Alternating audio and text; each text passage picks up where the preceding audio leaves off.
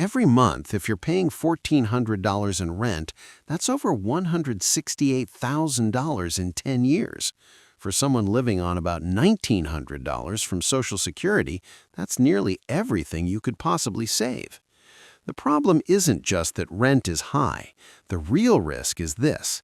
When costs rise every single year and you're on a fixed income, one wrong decision at 70 years old is very hard to undo. Today, I'm going to make 3 things clear. First, why most tiny houses lose financial stability within 12 to 18 months, even when nothing physically breaks. Second, how Tesla is trying to prevent that using a design strategy most people overlook. And third, what the complete 10-year cost picture actually looks like so you can decide whether this protects your retirement or creates a new set of risks. Before we go further, Tesla has not officially opened sales. Do not send money to anyone claiming to sell this. I'm not here to sell you anything. I'm here to give you the honest breakdown you deserve before making a major decision. Why most tiny houses lose stability. Most tiny houses don't fail because they're small. They fail because monthly costs increase silently without anyone explaining why. And the increases don't announce themselves on day one. They arrive 6 months in, 12 months in, after you've already sold your old place and moved your belongings. By then, reversing the decision is nearly impossible. The classification trap. The first shock comes from land classification. When you move into a tiny house full-time, many counties reclassify it from a temporary structure to a permanent dwelling. The moment that happens, fees appear. Community infrastructure fees, between $40 and $120 monthly. Maintenance charges for roads and water systems you might not even use. These aren't called taxes, so people don't budget for them. Here's what people have told me. I didn't know this would happen. The monthly cost doubled after 6 months. People over 60 don't fear the law. They fear the law changing silently while no one warns them. That's exactly what happens with tiny house classification. The county doesn't call, they send a letter, or they update a database, and suddenly your bill is higher. And at that point, you're already committed. Utility readiness fees. Even if you use very little electricity and water, many areas charge a readiness fee just to stay connected. This is not what you consume, it's the fee for access rights. It exists whether you turn a light on or not. This ranges from $60 to $140 monthly in Arizona, California, and Texas. It doesn't matter if you only run lights twice a week. The system charges you for access, not usage. 20 years ago, if your bill seemed wrong, you could call someone. Today, you get an auto-generated email with a reference number and a deadline. No conversation, no flexibility. For someone who worked their whole life expecting human interaction, this feels like betrayal. You chose a tiny house to escape rising costs, but now you're paying $100 monthly for utilities you barely touch. And the company doesn't care that you're trying to live simply. You're just another account number. Compliance and inspection costs. Tiny houses require periodic inspections, fire safety, electrical certification, water system compliance. When averaged over a year, these add $50 to $100 monthly. The frustrating part is you don't know when they're coming. You might live peacefully for 8 months, then receive a notice requiring inspection within 30 days. If you're 72, living alone, maybe you don't check mail daily. You can miss deadlines without realizing. Once you're behind, catching up gets expensive fast. And a $500 fine for a missed inspection can turn into a $5,000 problem if you ignore it. On about $1,900 a month from Social Security, a $5,000 surprise isn't just inconvenient, it's devastating. It's the difference between affording your medications and rationing them. Insurance premium shock. In the first year, insurance might seem reasonable, $600 to $800 annually, but after 12 to 18 months, many policies are reclassified. Premiums jump $40 to $90 monthly. Deductibles increase significantly. Within 2 years, you're paying $100 to $200 more per month for insurance alone. Nothing went wrong, no claims, no damage. But for someone on a fixed income, an extra $150 in monthly premiums means cutting something else: medication, groceries, visits to grandchildren. Most tiny houses don't collapse structurally, they collapse financially. Costs drift upward month by month until you're spending as much as before, except now you're living in a standard 250 square feet with fewer escape options. The house is not the problem, the costs surrounding the house are. Here's the bottom line for part 1. A traditional home can have rising costs too, but in a traditional home you have options: refinance, downsize, take in a renter, sell with equity.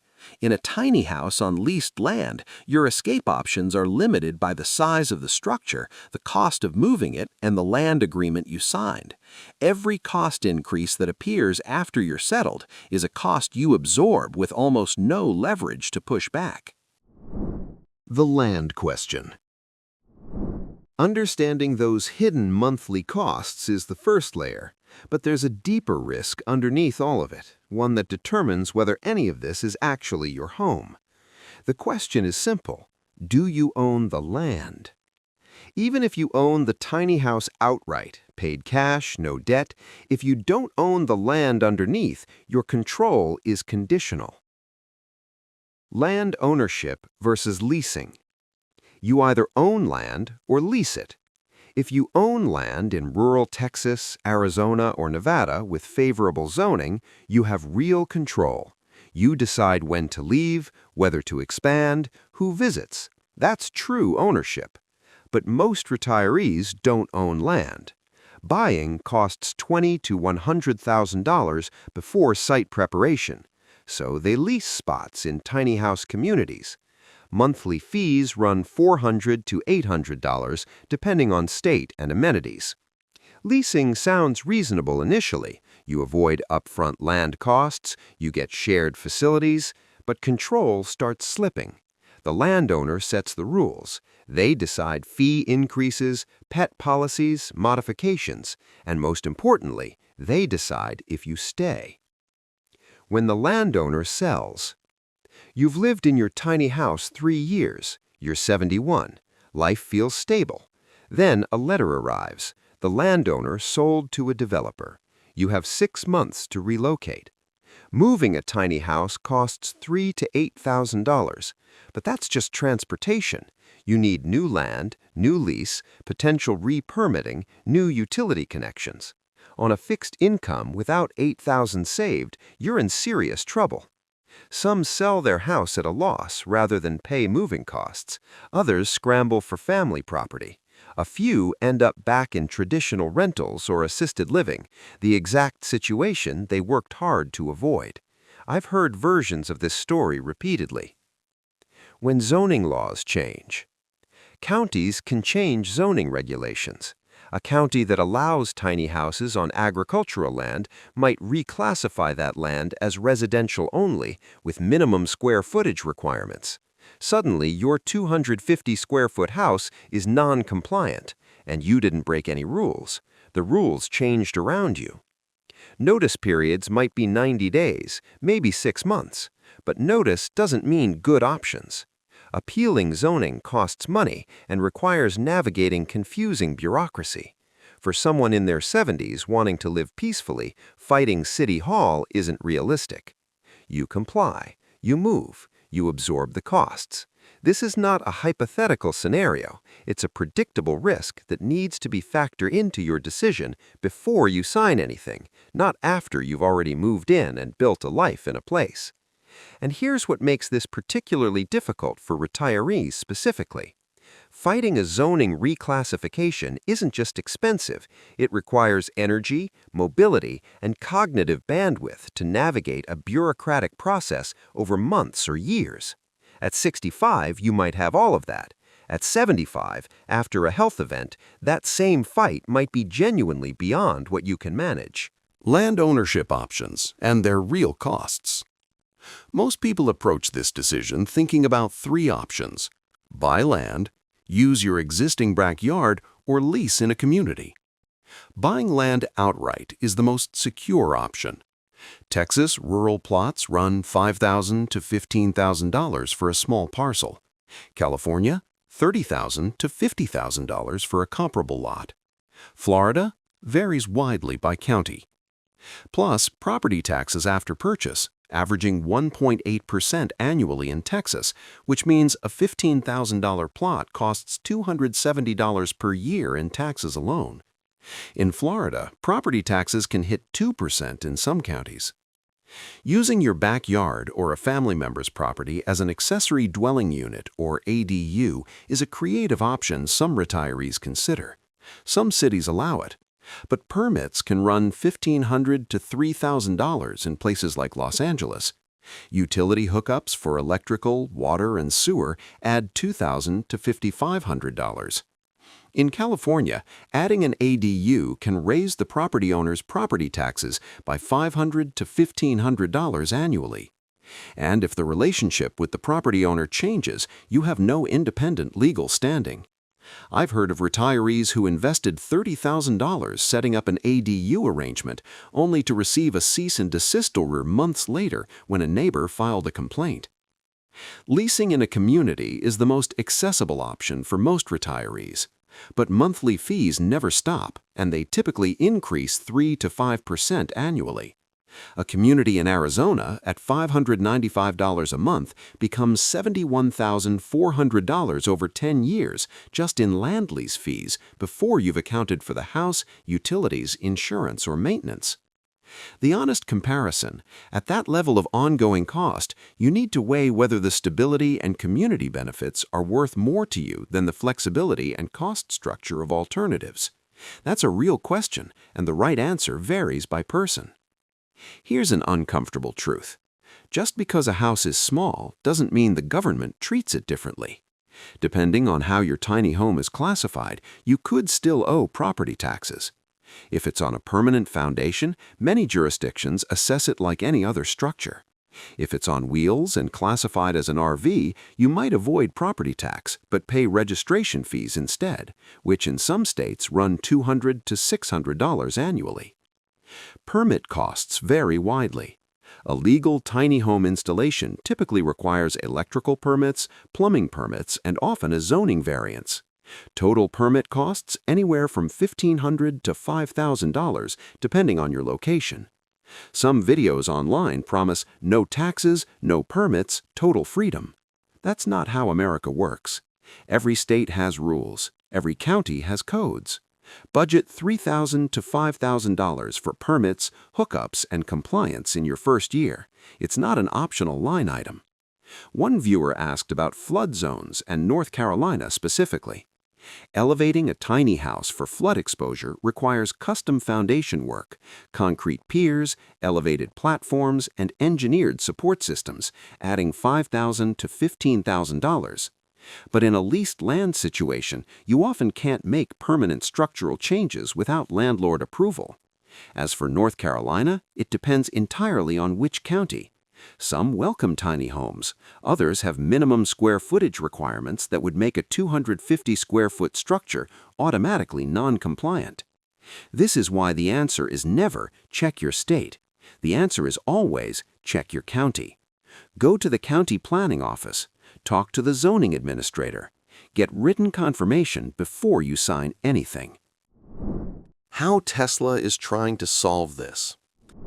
Now you understand the real problems: hidden costs that compound, land control you don't have, and a regulatory system that doesn't warn you before it acts. Tesla's approach is to treat these as engineering problems. If a cost exists because of a design choice, then a different design choice should eliminate it. This is worth understanding carefully because it defines both what Tesla can solve and what it can't. Controlling legal classification through design. The biggest financial risk isn't the walls, it's how the structure is legally classified. Permanent dwelling, temporary structure, vehicle. That label determines taxes, fees, inspections, even whether you can move it. Tesla avoids permanent foundations. Instead of concrete anchoring, it uses modular platforms with quick disconnect utilities. Water, power, and waste systems can detach without excavation. In many states, relocatable structures are treated differently from fixed buildings, and that can delay certain fees and property taxes. For someone on a fixed income, even $40 to $100 a month delayed or reduced isn't minor, it's breathing room.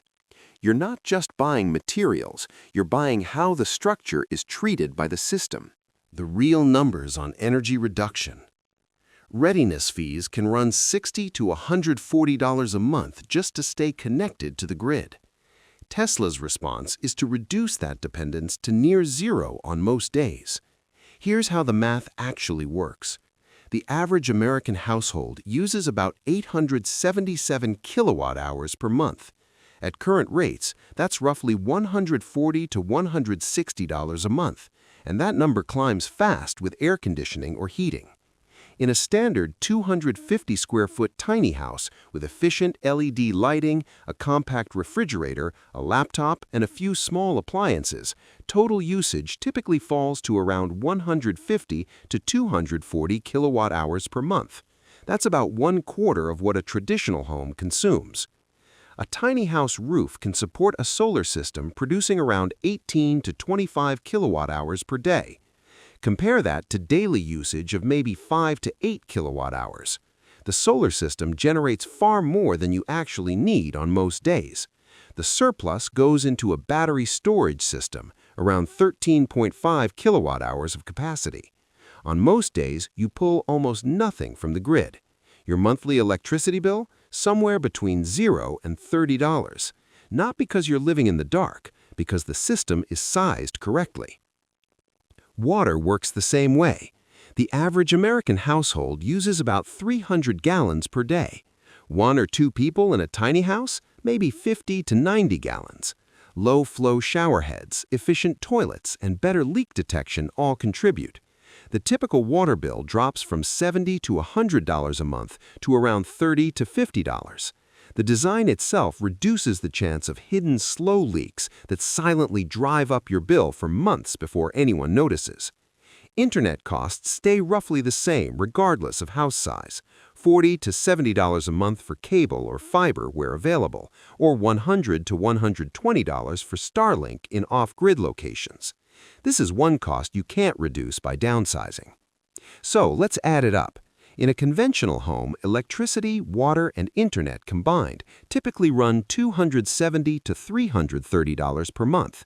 In a well-configured tiny house with solar, that falls to around $110 to $140. For a retiree on about $1,900 a month, that's not a minor difference. In a traditional home, utilities alone consume roughly 15% of your monthly income. In a tiny house, that drops to about 6%. The gap, around $150 to $200 per month, doesn't vanish. It goes toward healthcare, food, transportation, or it stays in your account as a buffer against the kind of emergency that can derail a retirement on a fixed income. And that buffer is the real product here, not the house. The financial breathing room the house creates. Power outages and emergencies. Let's talk about what happens when the grid goes down, because in California, Texas, and Florida, power outages are not rare events.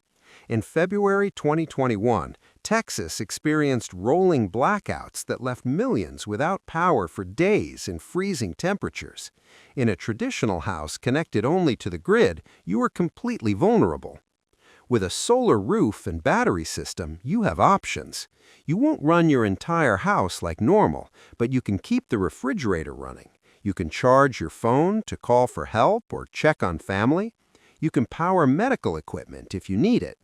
And if the sun is shining, the solar panels keep charging the battery, extending your independence for days. This is not about living off-grid as a lifestyle choice. For someone in their 70s with health conditions, losing power is not an inconvenience. It can be life-threatening. A tiny house with energy independence doesn't eliminate outage risk, but it gives you control when everyone else is sitting in the dark waiting for the utility company. Natural disasters and structural resilience. This is a question that comes up constantly in comments. Will it survive? The honest answer is, it depends on where you place it and how it's built. Let's look at the states where most retirees actually live. California faces wildfires, earthquakes, and heavy seasonal rain. Texas deals with hailstorms, tornadoes, and flooding. Florida endures hurricanes, storm surge, and powerful sustained winds. Solar panels raise specific concerns during hailstorms and high winds.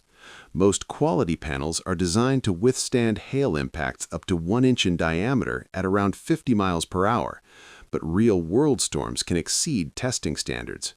What ultimately matters is the quality of the glass, the strength of the mounting system, the angle of installation, and whether storm damage is covered under warranty. If a panel is damaged, replacement is usually straightforward.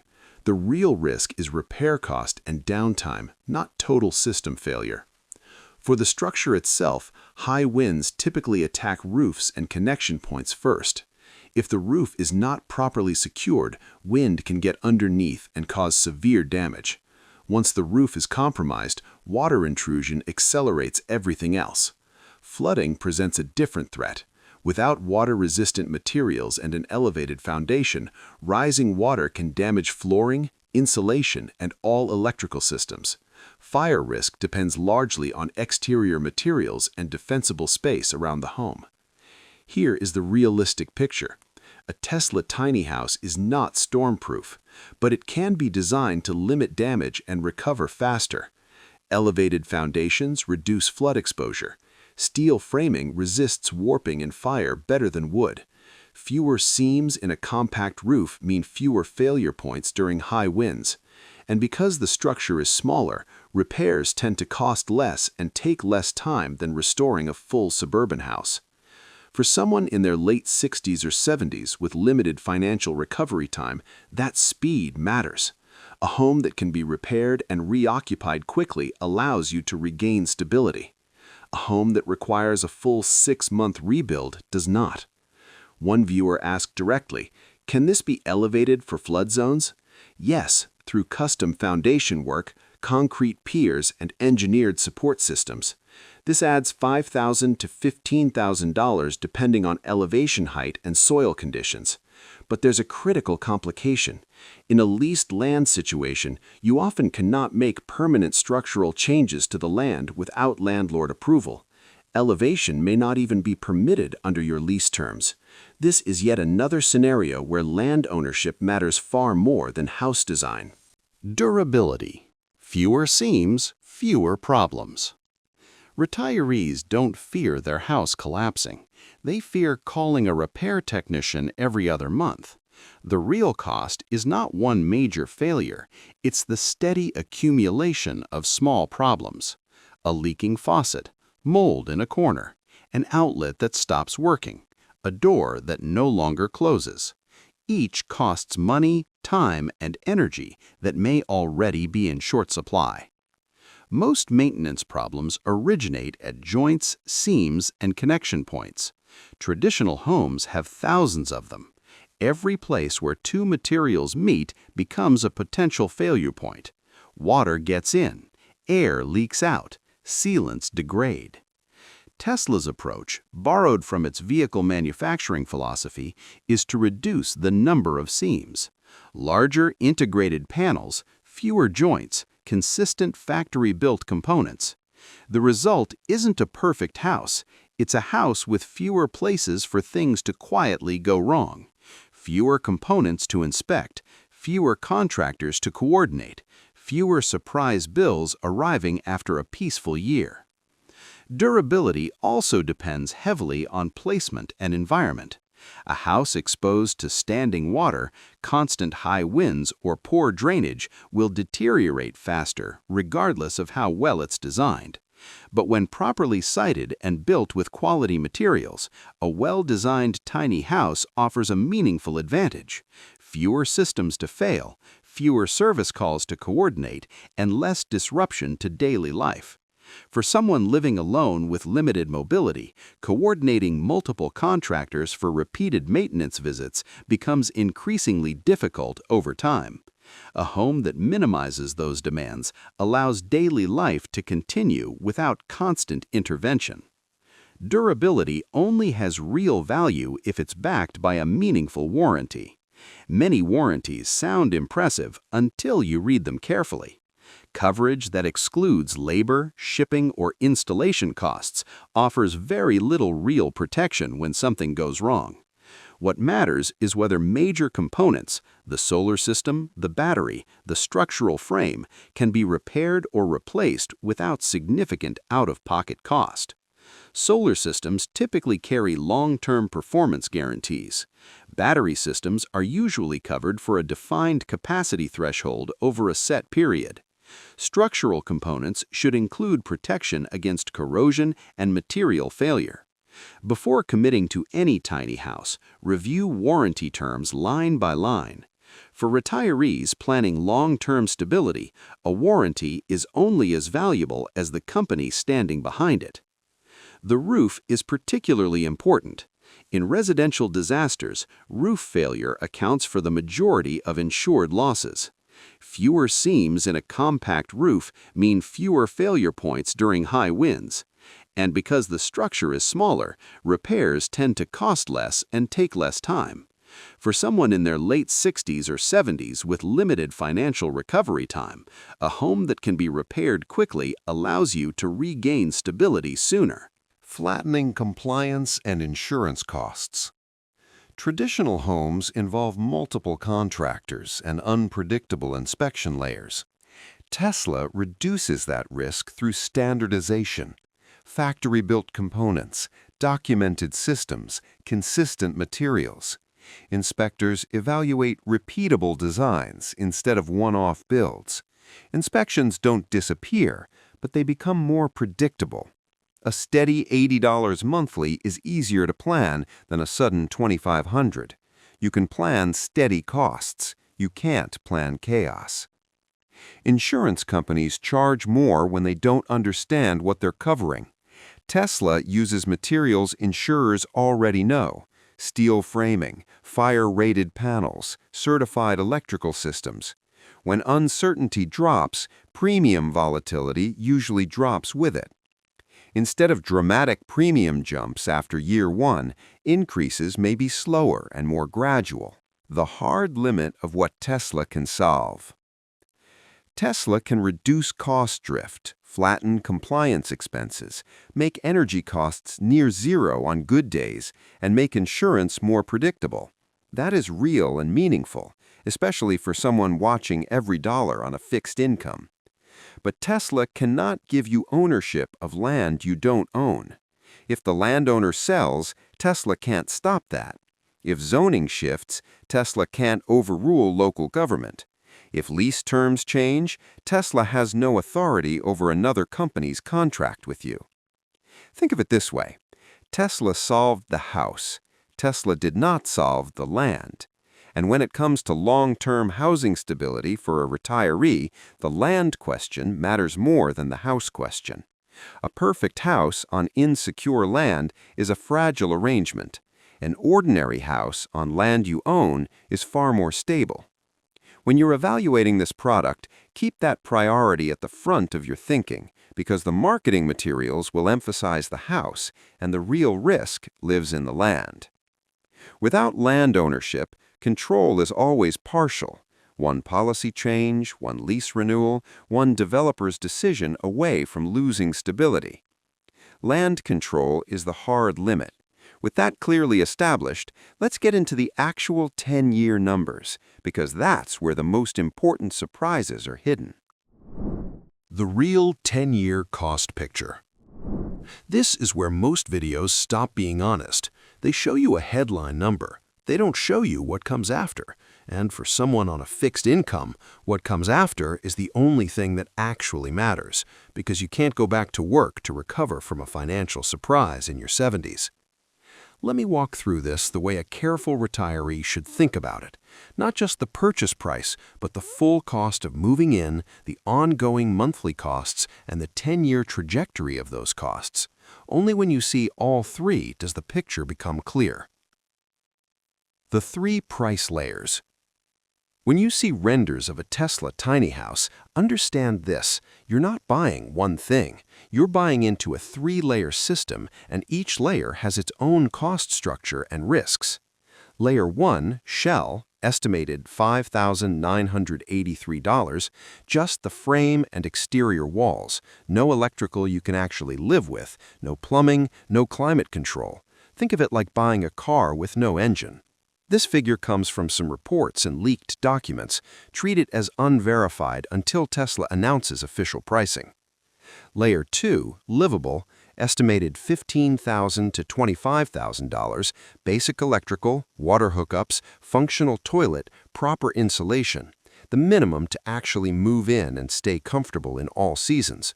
Professional installation, permits, and system integration are what push the cost into this range. Layer 3, off-grid, estimated $30,000 to $45,000 plus, depending on build-out. Solar panels, battery storage, water collection, full climate control. This is what delivers the $0 to $30 monthly electricity bill and the emergency backup power we talked about earlier. For context, a fully equipped off-grid tiny home from the broader industry averages $45,000 to $65,000. That's the industry benchmark, not Tesla's pricing. The gap between $5,983 and $65,000 is where most people get caught off guard. Most viral videos sell you Layer 1. Retirees need to live at Layer 2 or 3. 3 scenarios over 10 years. Scenario A. You own your land. You already own land in Texas, Florida, or Arizona with favorable zoning. This is the best-case scenario. Year 1. House, full package, $22,900, plus site preparation, $2,000 to $5,000, plus permits, $500 to $2,000, plus hookups, $1,000 to $3,000. Total upfront, $26,400 to $32,900. Annual ongoing, property tax $800 to $2,500, insurance $600 to $1,200, maintenance $500 to $1,000, internet $1,200. Annual total $3,100 to $5,900. 10-year total $57,400 to $91,900. No landlord, no lease increases, but you need land first, and even rural land costs $20,000 to $100,000 if you're purchasing it specifically for this. Scenario B, you lease the land. This is the path most retirees will take because they don't own land. Year 1, house $22,900, plus insurance $800, plus internet $1,200. Total $24,900 approximately.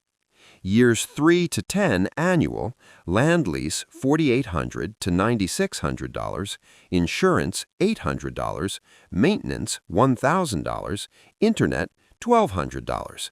Annual total $7,800 to $12,600. 10-year total approximately $91,000 to $130,000 depending on lease rate. Note on Tesla's rumored land lease program. Some reports and leaks claim there may be a promotional introductory period before standard rates apply. This has not been officially confirmed. Treat it as unverified. The $400 to $800 per month community lease rate is what the real market charges today.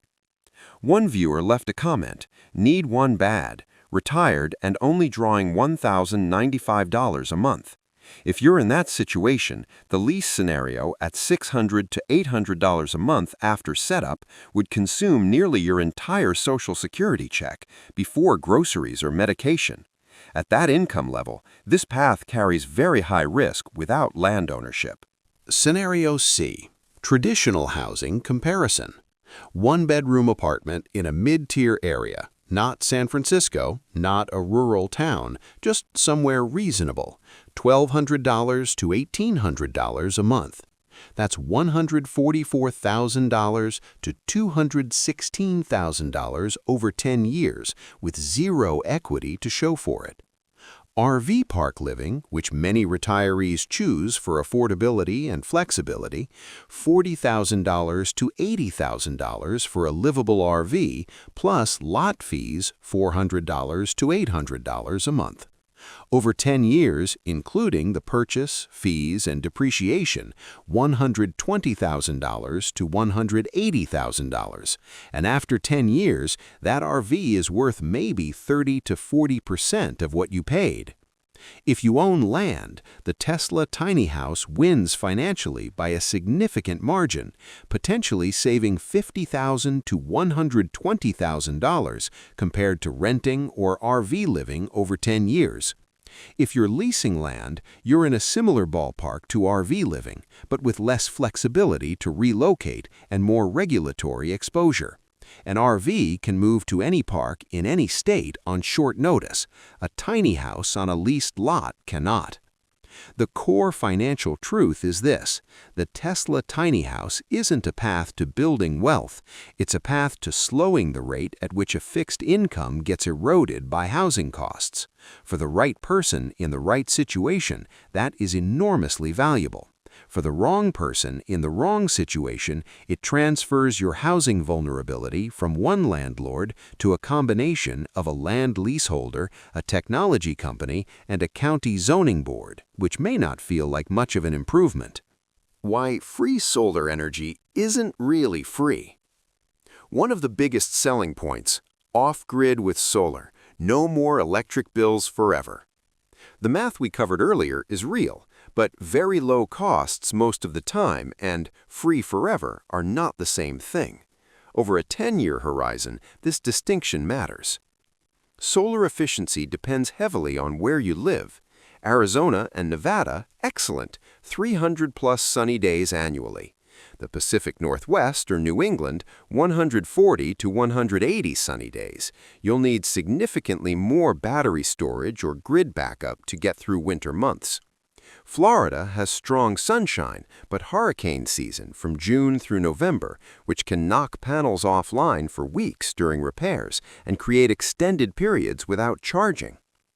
Battery degradation is real, unavoidable, and expensive, and this is the cost that catches the most people off guard because it doesn't appear until year 10 or 11, long after the initial enthusiasm has settled into daily routine. After 10 years of regular charge-discharge cycles, your battery may retain only 70 to 80% of original storage capacity. What that means in practice, the battery that once carried you through 2.5 cloudy days now carries you through 2. On most days, you won't notice. During a stretch of bad winter weather, you will. Let me paint a realistic 10-year picture. Years 1 through 5. Everything works beautifully. Monthly energy costs stay near zero. Year 6, a dust storm or hailstorm damages 2 solar panels. Replacement, approximately $1,400. Year 8, the inverter fails. This is not unusual at that age for high-use systems. Replacement, approximately $2,200.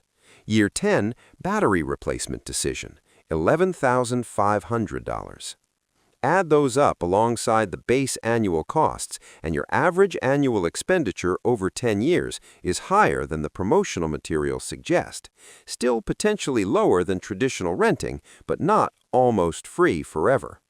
The honest framing, solar and battery independence shift your cost structure from predictable monthly bills toward predictable monthly bills plus occasional large planned expenses. If you plan for them, you're fine. If you're caught off guard by an $11,500 bill at 80 on a fixed income, you are not. In year 11, you face a decision: Replace the battery pack at approximately $11,500 based on current Powerwall pricing, or start relying more heavily on backup power sources that reintroduce the monthly connection fees you originally designed the system to avoid.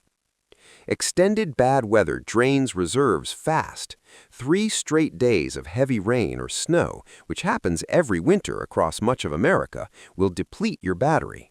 You'll need either a grid tie-in, $3,000 to $8,000 up front, plus minimum connection charges of around $20 to $50 per month, similar to the readiness fees we discussed earlier, or a generator backup, $800 to $2,000 to purchase, plus ongoing fuel and maintenance costs. Real-world energy costs over 10 years. Best case in sunny states, $500 to $2,000 total. Worst case with battery replacement and backup systems, $10,000 to $15,000. Still significantly cheaper than 10 years of standard electric bills, but not free forever. The hidden costs nobody mentions. Maintenance. Window seals wear out every 5 to 7 years. Roof membranes need inspection every 3 to 5 years. Solar panels need regular cleaning. Dust and bird droppings reduce efficiency by 20 to 30%. Hydromic Murphy beds and built-in furniture require periodic service. Estimated 10-year maintenance budget, $5,000 to $10,000. Insurance. Standard homeowners policies often don't cover movable tiny homes on leased land the same way they cover a traditional house. Specialized coverage costs 30 to 50% more, typically $800 to $1,500 per year. In hurricane-prone states like Florida, expect the higher end. Why? Insurers cite higher theft risk, it's movable, weather vulnerability without a permanent foundation, and expensive technology components like the solar and battery systems. Internet. For retirees, internet is essential infrastructure. Telehealth appointments, video calls with family, emergency contact, financial management. Starlink is the most realistic off-grid solution at $100 to $120 a month. Over 10 years, $12,000 to $14,000. When it goes down during storms, you need a mobile hotspot as backup. These costs don't change based on house size. Permits and compliance. As covered earlier, budget $3,000 to $5,000 for year 1, but compliance doesn't end there. Periodic re-inspections, updated certifications, and possible zoning adjustments can add costs in years 3, 5, and 7 as well. The zoning challenge. Zoning laws vary not by state but by county. What works in one part of Texas might be completely illegal 50 miles away. Even in friendly states like Texas and Florida, individual counties and HOAs can ban tiny homes through local ordinances.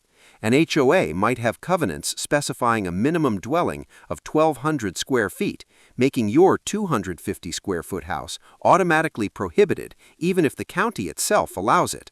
In New York, Massachusetts, and parts of California and Illinois, minimum dwelling sizes and permanent residence classifications make tiny house living extremely complicated to navigate. One viewer asked specifically about North Carolina. It depends entirely on the county. Some welcome tiny homes. Others have minimum square footage requirements that would prohibit 250 square feet outright. Appealing these decisions costs money and requires navigating bureaucracy that is not designed to be friendly. Before you fall in love with a price tag, go to your county planning office, talk to the zoning administrator in person, get written confirmation that what you're planning is legal. Do not trust what a salesperson tells you. Do not assume based on what your state allows. You could spend $22,900, sign a lease, then discover your county won't issue an occupancy permit and be stuck paying monthly costs on a house you can't legally live in. Ownership. Understanding what you're actually signing. One viewer wrote, "I'm 65 and would love to feel home ownership, not always feeling safe renting." That feeling is exactly right. You've worked your whole life, paid into Social Security, done everything expected of you. Now you're facing housing costs that eat half your income, with landlords who can raise rent whenever they want. That instability, that feeling of never truly having a place that's yours is real, and it's not a small thing to fix. But tiny houses can replicate that feeling without actually delivering its substance. This is the most important distinction in this entire video. There are three very different legal situations, and they are not equal. Situation 1. You buy the house and own the land it sits on. No landlord can evict you, no developer can buy the ground out from under you. You can modify it, stay indefinitely, and decide on your own terms when and whether to leave. This is true ownership, the feeling and the legal reality, not just the feeling. Situation 2. You buy the house but lease the land. You own the structure, but someone else controls the ground beneath it. If the landowner decides to sell to a developer, you may have 6 months to relocate at a cost of $3,000 to $8,000. I've heard of cases where residents were given exactly that notice after a development company purchased a park. Some moved. Some sold their homes at a loss because the moving cost made the math impossible on a fixed income. A few ended up back in the same renting situation they had worked hard to escape, except now they'd also spent $22,900 on a house they couldn't keep. Some solar lease agreements add yet another complication. The panels belong to the solar company, not you. When you sell or move, that lease transfers or terminates on the company's terms. A potential buyer may not want to inherit a remaining 10-year lease commitment, which makes your house significantly harder to sell at a fair price when the time comes. If you're looking at any tiny house purchase, hire a real estate attorney to review the full contract before you sign. Not just a general review, a specific review of the ownership structure, the lease terms, the solar agreement, if applicable, and the exit provisions. It might cost $300 to $500. It could save you $30,000. The house is a tool. The contract around the house determines whether that tool works for you or against you. Will this still work at 75 or 80? We've covered the monthly cost traps. We've covered the land question. We've covered the real 10-year numbers. There's one more layer, and it's the one nobody wants to address until it's too late. It's not about the house. It's about you 10 years from now. When you're 65 considering a tiny house, you're thinking about today. You're imagining simplicity, lower bills, a sense of control. But the real question isn't whether this works today, it's whether it works at 75. Physical capability over time. At 75, can you climb to clean solar panels, troubleshoot quick disconnect fittings when the water pressure drops, navigate a county permit office when regulations change and require new certifications? These aren't hypothetical inconveniences. They're the difference between a home that serves you and one that becomes a burden you can no longer manage. A tiny house still needs maintenance. Filters changed, seals inspected, battery systems monitored, solar panels cleaned, roof membranes checked. Healthy and active at 65, those tasks feel manageable, but health doesn't stay constant. Arthritis makes gripping tools hard. Vision loss makes reading digital gauges or small panel indicators difficult. Reduced mobility makes accessing crawl spaces, roof access points, and tight utility compartments nearly impossible without help. The house doesn't care. It needs maintenance regardless of your capability. Can't do the work yourself? You'll pay someone. Finding contractors who service tiny houses in rural areas is harder than in suburban areas. There are fewer of them, they travel farther, and that travel time shows up in your invoice. Proprietary smart home systems mean only certified technicians can service certain components, which further limits your options and drives rates higher. The money you saved by not having a mortgage payment quietly gets redirected to service calls you didn't fully anticipate. There's also a practical issue that rarely comes up in promotional content: customer support.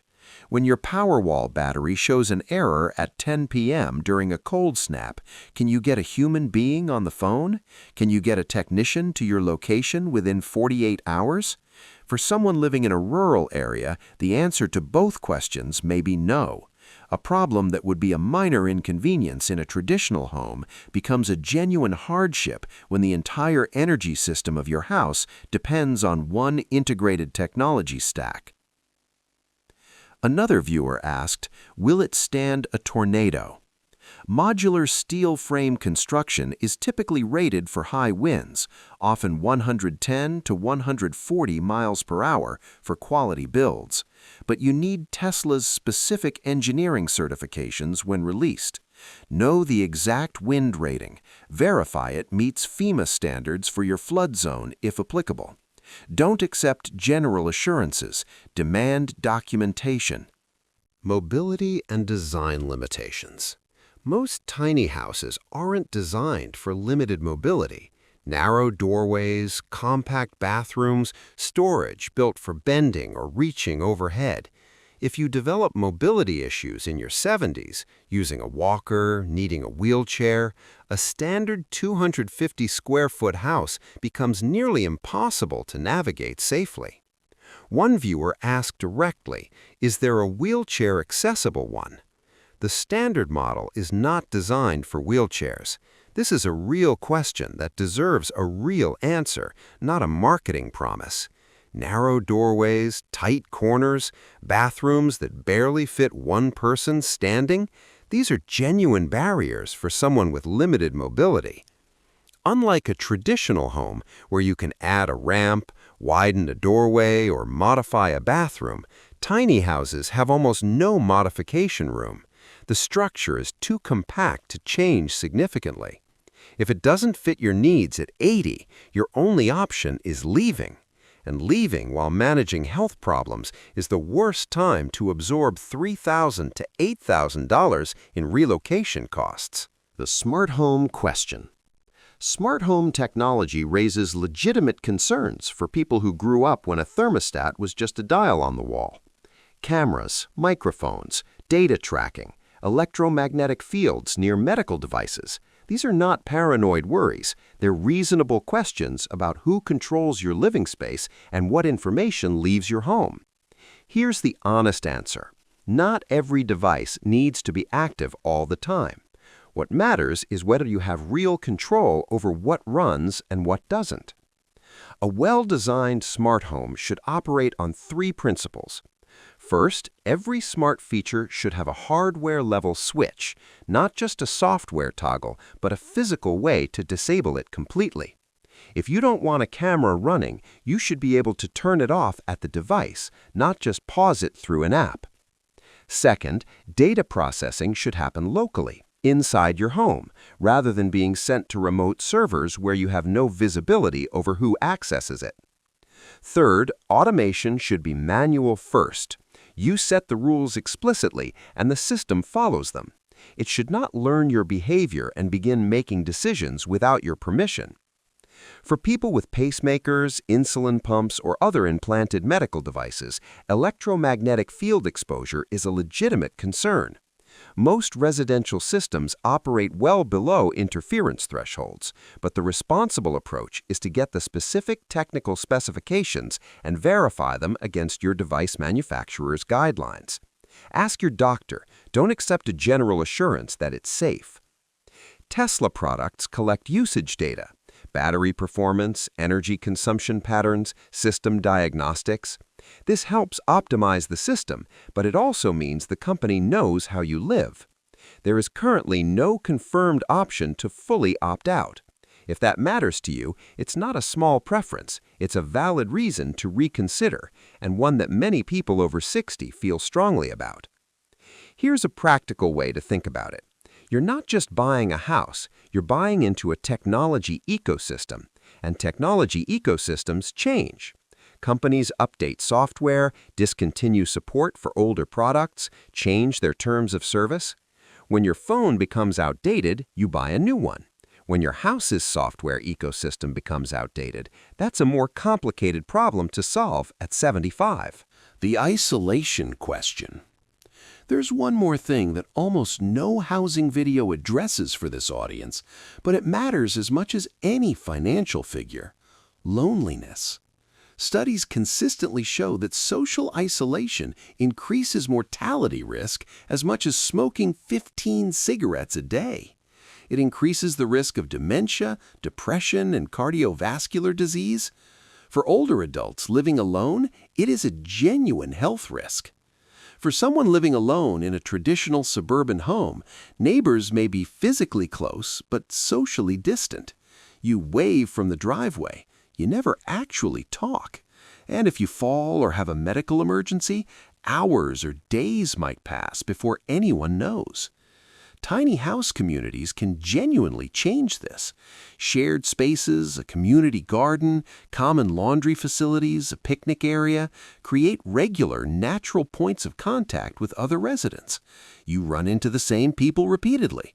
That repetition builds familiarity, and familiarity builds the kind of casual support network that matters when you need help carrying something heavy or when you haven't felt well for a few days.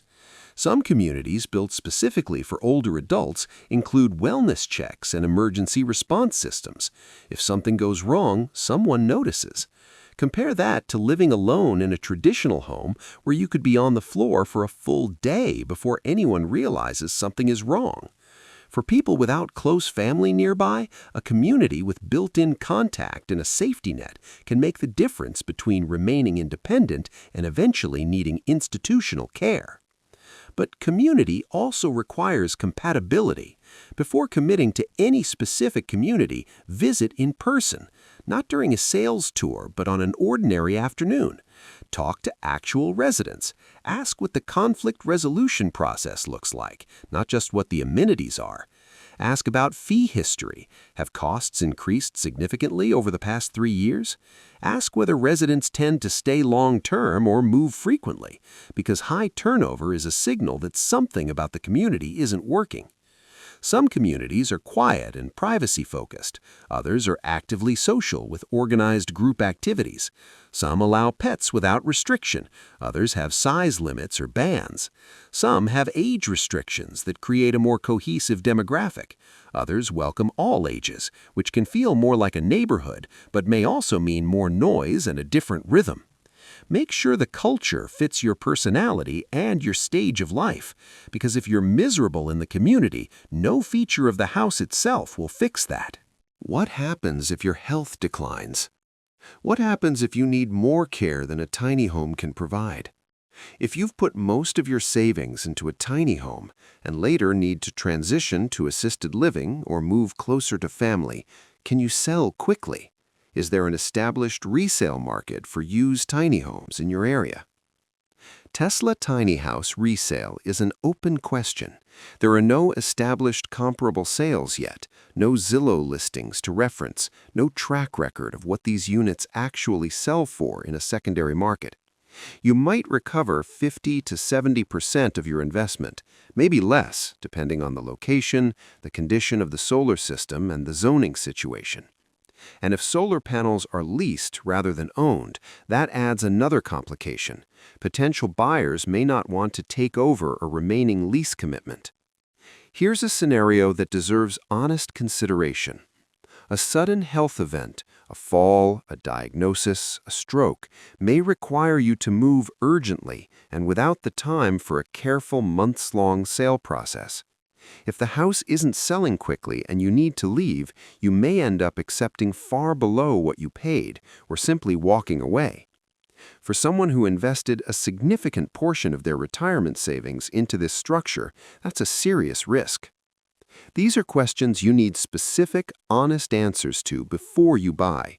Not reassurances, not "it'll work out," but actual answers based on the local resale market in that specific area. Even if Tesla solves every design problem, even if the house is perfect and durable and efficient, there's one thing no product can give you: ownership of land you don't own. Land control is the hard limit. The most important question is not whether this house works when you're 65. It's whether you will still control where you live when you're 80, and whether you can exit gracefully if your circumstances change before then. The decision checklist. After everything covered, here are 5 questions. Answer them honestly, not optimistically, not in the best-case scenario, but as if you're planning for what actually tends to happen rather than what you hope happens. These are the questions that separate a headline from a livable retirement plan. Before the checklist, let me address a few specific questions that have appeared consistently in comments because they represent concerns that deserve direct answers. How do you buy one, and where do you place it? As of right now, Tesla hasn't opened official orders. No buy button, no dealer network, no confirmed delivery timeline. When they do open orders, placement will depend entirely on your county's zoning laws and whether you own land or use a leased arrangement. You cannot simply pick a spot. You need to verify zoning first, then find land or a community, then place the order. Anyone claiming to be a Tesla reseller or offering to place you on a wait list for money should be treated as a potential scam. There is no authorized way to reserve a Tesla tiny house today. What about states I haven't mentioned? Is it legal in state? The question is never about the state, it's about the county. I've covered this, but it's worth repeating because people keep asking at the state level. California has counties where tiny houses are welcome and counties where they face immediate legal challenges. Texas has the same divide. The answer to "is it legal in state" is always call your county planning office and ask about your specific plan in writing. No video, including this one, can give you a legally reliable answer for your specific situation. Now, the 5 questions. Question 1. Do I have the right to stay on this land for at least 10 years? Own your land. You have real, defensible control. Leasing. Read every line of the lease carefully, not just the summary. What happens specifically if the landowner sells? What are the renewal terms and who controls the renewal rate? Is there a cap on annual increases? What notice are you entitled to if you're asked to leave? What happens if the community is acquired by a larger company? Get these answers in writing before signing anything. A verbal assurance from a sales representative has no legal standing. Question 2. If I had to move with 90 days' notice, could I absorb the cost? Moving a tiny house costs $3,000 to $8,000 just for transportation. Then add new land costs or lease deposits, new permits and inspections, new utility connections, and the time and energy to coordinate all of it. On a fixed income, without liquid savings, forced relocation isn't just stressful, it's a genuine financial emergency. Before committing, be specific about where your buffer comes from. Saying, "I'll figure it out," is not a plan. Question 3. Which price layer am I actually buying, and have I budgeted for the layer I actually need? Shell, approximately $5,983 estimated, not livable as a full-time home. Livable, $15,000 to $25,000, functional for daily life. Off-grid, $30,000 to $45,000 plus depending on build-out, independent from the grid and its readiness fees. Most people need layer 2 or 3 to actually live comfortably. Budget accordingly. Don't fall in love with the layer 1 headline and discover the real cost after you've moved in and have no easy way to reverse the decision. Question 4. What are my true monthly costs after year 2, and can I sustain them for 20 years? Land lease, $400 to $800 a month. Insurance, $800 to $1,500 per year. Internet, $1,200 per year. Maintenance reserve, $500 to $1,000 per year. Readiness fee, $60 to $140 per month if grid connected. Battery replacement fund, $11,500 over 10 years, works out to about $96 a month if you're disciplined enough to save for it. Add these up honestly, then ask, can I sustain this at 80 on the same income if Social Security cost of living adjustments don't keep pace with actual inflation in your expenses? What is my plan if one of these costs doubles? Question 5. At 75 or 80, who maintains this, and what does that cost? If you can no longer clean solar panels, troubleshoot the battery system, respond to permit notices, or handle inspection paperwork, who handles it? Budget for professional help in rural areas where service calls cost more and providers are scarcer. Or choose a community with on-site maintenance support already built in and verified. Don't choose a community based on the promise of maintenance support. Choose one where it's already demonstrated and you've spoken to residents who've used it. Who this works for. Consider this seriously if you own land in a state with favorable zoning, Texas, Florida, Arizona, Nevada. Not just the state in general, but your specific county. Verify in writing before you proceed. Consider this if your monthly income is stable above $1,800 and you have a buffer. The cushion matters, not for normal months, but for the year the battery needs replacement, or the year your solar installer charges an emergency service rate because they're the only certified technician within 50 miles. Consider this if you're genuinely comfortable with 250 square feet long-term, not just comfortable with the idea of it right now, but comfortable with the reality of it at 80. Think through the specific logistics. Where will guests stay? Where will you store medications and medical equipment? What happens if you need a hospital bed temporarily? Consider this if you have $5,000 to $10,000 in emergency savings specifically reserved for home maintenance and unexpected costs. Don't commit this housing decision using savings you might need for health care. And consider this only if you have a clear, honest plan for what happens if your health changes. Not, I'll figure it out, but an actual plan with a specific person or a specific next option identified. Who should walk away? Walk away if you're drawing $1,200 per month or less and don't own land. The lease scenario at $600 to $800 per month after setup isn't a housing solution at that income level. It's a financial crisis waiting for a trigger.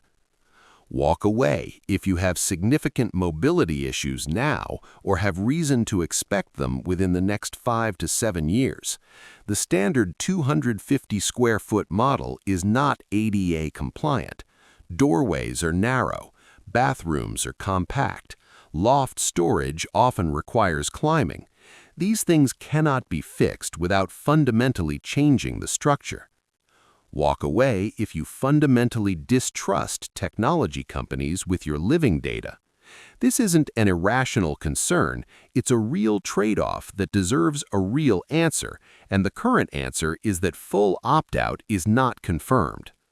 Walk away if you live in New York, Massachusetts, parts of Illinois, or restrictive California counties and don't own land.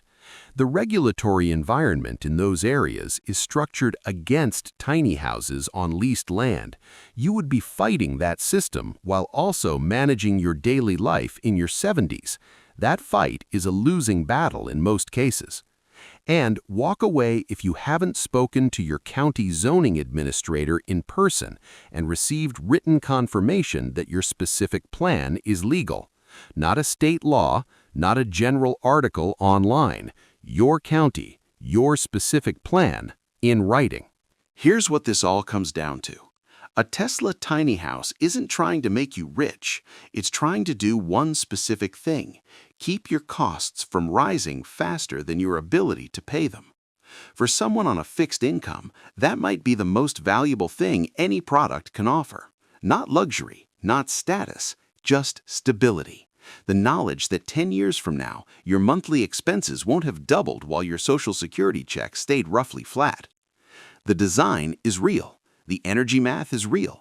When everything works as intended, in the right location, with land you own, for someone in good health with practical skills or a support network, the Tesla tiny house can genuinely deliver what it promises: dramatically lower utility costs, more predictable insurance, a simpler maintenance footprint, a system that keeps functioning when the grid goes down and your neighbors don't have power.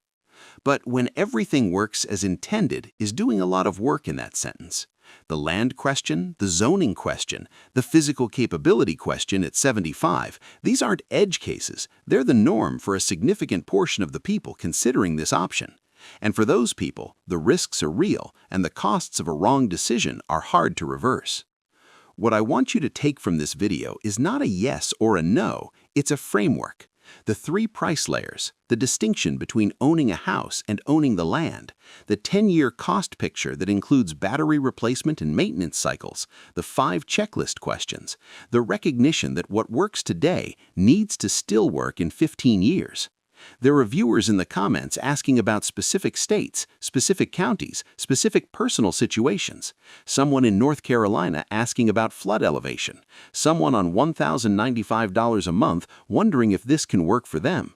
Someone at 65 who just wants to feel for the first time that they truly own where they live. These questions are the reason this channel exists. If this topic affects your retirement planning, tell me in the comments your state and whether your biggest concern is price, control over the land, or maintenance as you get older. That's what shapes the next video. I want to go deeper on the specific situations that matter to the most people watching.